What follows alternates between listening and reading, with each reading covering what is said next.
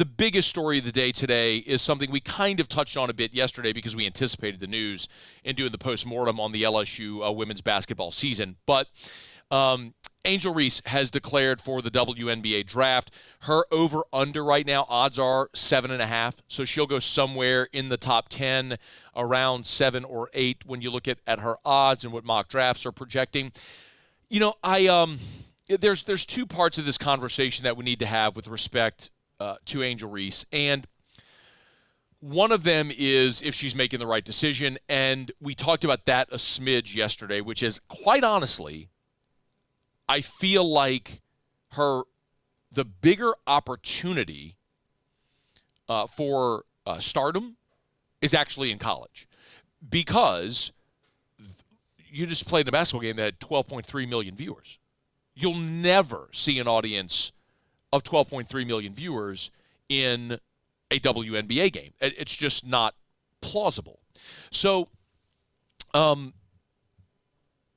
because you have the TV contracts, the star power, the brand recognition associated with college programs, the loyal fan bases, you're going to have more exposure than you will in the WNBA, as odd as that sounds. And WNBA contracts max out at around $250,000. So, Angel Reese, sure, she'll make six figures playing in the WNBA. Could she have gotten an LSU NIL deal around $250,000 from the collective to come back one more season? I think that's plausible. She could have made more. All of her large-scale ad deals she does, Reebok, etc. She had made her announcement today in Vogue magazine. So she can SI swimsuit. She can continue to do. She could have continued to do all of the large-scale national endorsement she's doing, probably gotten money from the collective, gotten more exposure than she would in the WNBA. But the trade-off there is you got to go to class. And you have a rigid schedule where you are going to class and practice and study hall and all the other things. And now you go be a pro and your life is your own. You'll be playing basketball exclusively. You're being paid to do that. You can continue to do all of your national endorsements and stuff. It's just, I think the best example is just the one at Iowa right now in Caitlin Clark. Caitlin Clark, from a year ago and losing the national championship game to now, and yes, the scoring record and all that stuff got so much attention, but you have Ice Cube offering her $5 million a year to go play in the Big Three. I mean, that's an insane number when I just told you the top of the WNBA makes $250,000. Ice Cube is offering her $5 million per year to go play in the Big Three. So, and it's because she used the platform she had at Iowa this season in women's college basketball to continue growing her brand. So, for Angel, it's a moot point now because Angel Reese has declared and she's going to go pro, and I understand it. But I think there was a lot of merit to the possibility of her returning for another year.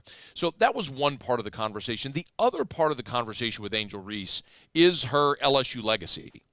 And, I believe, I said it yesterday, I'll say it again, I'll say it every time this comes up in perpetuity, Angel Reese should have her number 10 retired at LSU. She is, alongside Simone Augustus and Sylvia Fowles, as the greatest women's basketball players in the history of the program. She is the one who scaled the mountain, which Simone and Sylvia, although they got close to 5 straight Final Fours, never got to the top. She was the tournament's most outstanding player. She is a consensus All-American, a 2-time All-American, the SEC Player of the Year. She set the single-season record for double-doubles. The only reason Sylvia Fowles has the double-double career record is because Sylvia played 4 seasons. Had Angel played 4 seasons at LSU, she would have broken that record.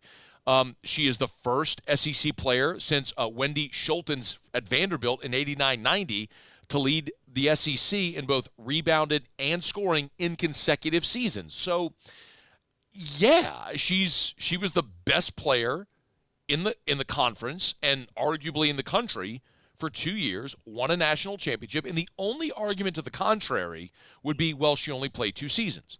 And I think we need to recalibrate that conversation in the same way that when players began declaring early for the draft in football, we started having this conversation about the LSU Hall of Fame.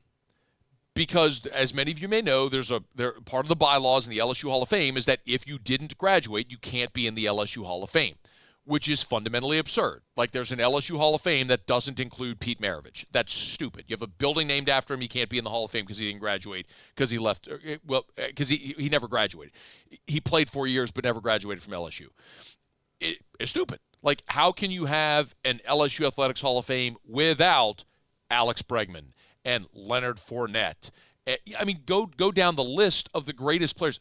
Dylan Cruz. Like, are you going to tell me Dylan Cruz is never going to be in the LSU Athletics Hall of Fame because he only played 3 years? But that's how times have evolved, and those rules and stipulations should evolve as well. And in the same manner as we had that conversation, I think we need to have the conversation about the portal. Because Joe Burrow, while he did get a graduate degree from LSU, played 2 years. If you're going to tell me the argument against someone like Angel Reese or Paul Skeens is they only played 1 or 2 years, so did Joe Burrow. And no one is ever going to argue against Joe Burrow receiving any type of accolade ever at LSU. Jersey retirement statue, you name it. Name the stadium after him. I don't care. But whatever. Like, times change, and so these conversations and the context around the conversations need to change as well. And I think Angel Reese is a great example of that. Simone and Sylvia both played 4 years, and they graduated from LSU, and their jerseys are retired, and they both have statues at LSU, and they should. And so too should Angel Reese, because she is in that rarefied air. She's on the Mount Rushmore. She's like all the conversations people have about the greatest this or that. In the context of the conversation of LSU women's basketball, it's Simone, it's Sylvia, and it's Angel. Like, any conversation has to start there, and she deserves to be recognized as such, and I hope one day we do see that happen. Congrats to Angel Reese on 2 amazing years in Baton Rouge, and good luck to her in what's next, the WNBA Draft coming up this summer. Hey, thanks so much for watching. Please leave your comments. I love to interact, and be sure to hit the red subscribe button below.